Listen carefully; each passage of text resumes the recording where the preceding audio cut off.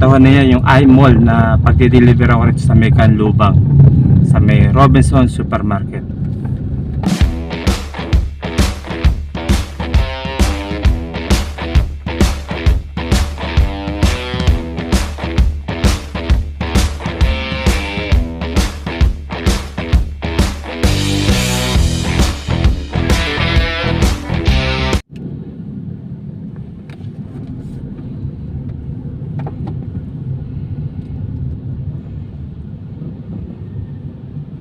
Oops.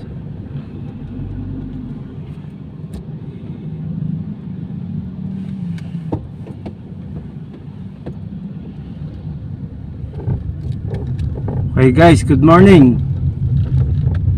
Yes, narito tayo ngayon sa iMall, Canlubang. Yan, sakop po siya ng Laguna. Bali,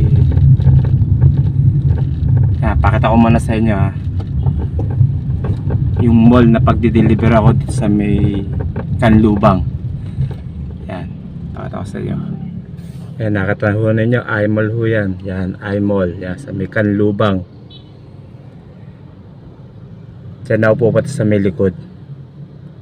Diyan daw yung pinaka-receiving area ng Robinson Supermarket. Bali, first time ko mag-deliver dito.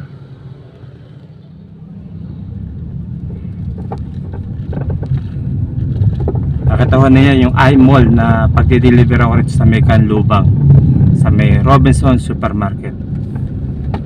First time ko rito mag-deliver. So, nagtanong sa gwardiya, sabi kaliwa daw rin sa may gasolinahan, then sa dulo o sa likod doon yung receiving area ng Robinson Supermarket. Yan, malapit na tayo. Ito yung gasolinahan, Uni Oil.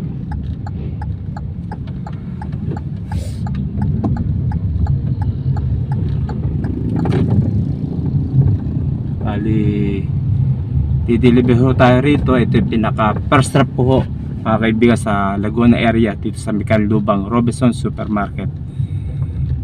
Mamaya papakita ko sa inyo yung isang box na i-deliver ko rito sa Robinson.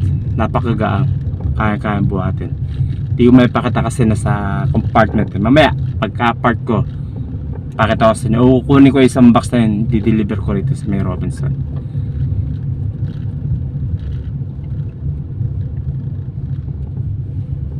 Okay.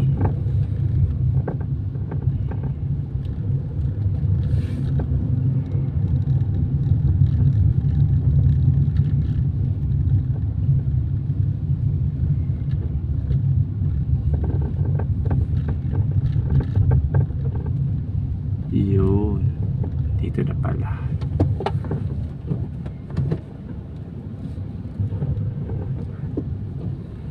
Yun, narito na sa may parking area. So,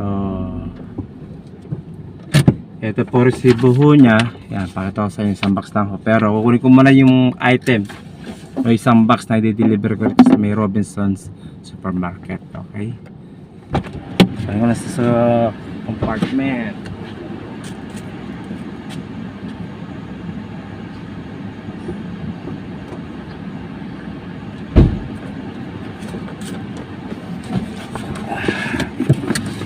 Yan.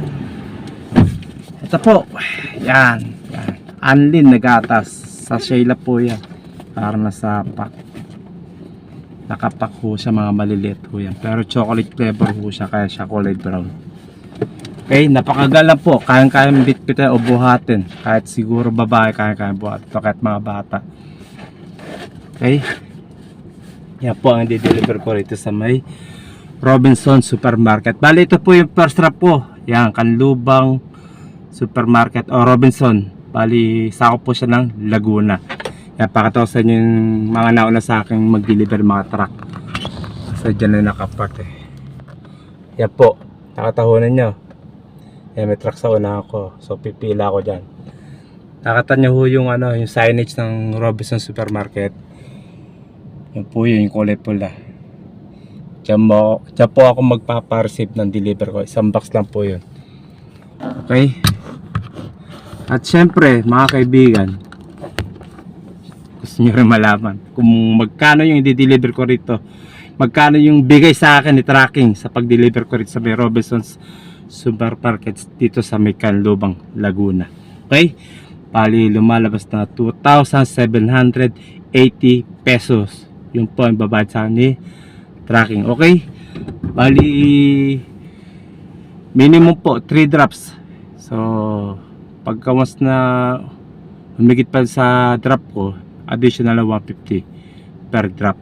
Okay? Siyempre 5 drops ho to. So lumalabas na additional na 300 pesos. So lumalabas na nasa 3,040 ang ibabayad sa ni tracking dito. Okay? Yun lang po mga kaibigan. At mamaya i-deliver pa sa iba. Bukod dito Robinson, yung iba naman Pure Gold Store, mga junior, mga extra, saka dito sa may parting Kabuyaw naman po, pabalik naman po yun, pabalik ng Metro Manila. Kasi ito yung Canlubang, Kalamba, sunod pagpapabalik Kabuyaw po yun. So may deliver po ako doon sa may Pure Gold mga store, yan po. Okay, bali 5 drops po ako ngayong araw na to. At syempre sabi ko nga 3 drops ang minimum, so 2,780 tama. Tapos 150 additional per drop sa store. So 5 drops, so may dalawa pa akong drop na ano, so additional 300 pesos. Sabi ko nga 150 per drop di po ba per store.